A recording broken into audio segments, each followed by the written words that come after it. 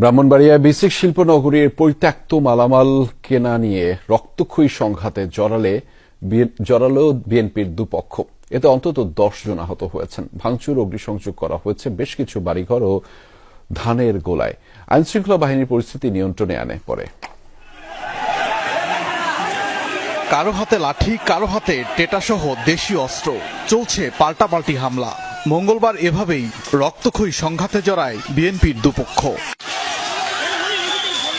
ব্রাহ্মণবাড়িয়া সদরের নন্দনপুর এলাকায় বিসিক শিল্পনগরী, সেখানকার ডেকোফুড নামে একটি প্রতিষ্ঠানের পরিত্যক্ত মালামাল নিলামে বিক্রির কথা ছিল। এ নিয়ে বুধল ইউনিয়ন বিএনপির সাধারণ সম্পাদক হারুনের সাথে কথা কাটাকাটি হয় সুহিলপুর ইউনিয়ন বিএনপির সভাপতি নাসির খন্দকারের। এরই জেরে সংঘাতে জড়ায় হারিয়া ও নন্দনপুর গ্রামের লোকজন।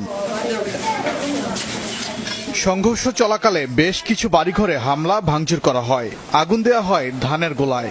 এতে ছড়িয়ে পড়ে আতঙ্ক, আহত হয় অন্তত 10 জন। আমার অত্যাচার করছে, আমার ঘরদর ভাঙছে, আমার গাড়ি ভাঙছে, বনের গুলা ফুটছে। আরিয়া গ্রামের লোক আমার গাড়ি ভাঙচুর করছে এবং আগুন ধরাইছে। আমি এটার বিচার চাই। ঘটনাস্থলে যায় আইন শৃঙ্খলা বাহিনী। ফাঁকা গুলি ছুড়ে পরিস্থিতি নিয়ন্ত্রণে আনে তারা। আহতদের ভর্তি করা হয়েছে হাসপাতালে। উচ্ছিষ্ট ডাস্ট কেনাবেচা নিয়ে দুই পক্ষের মধ্যে তর্ক বিতর্ক থেকে সংঘর্ষের সূত্রপাত।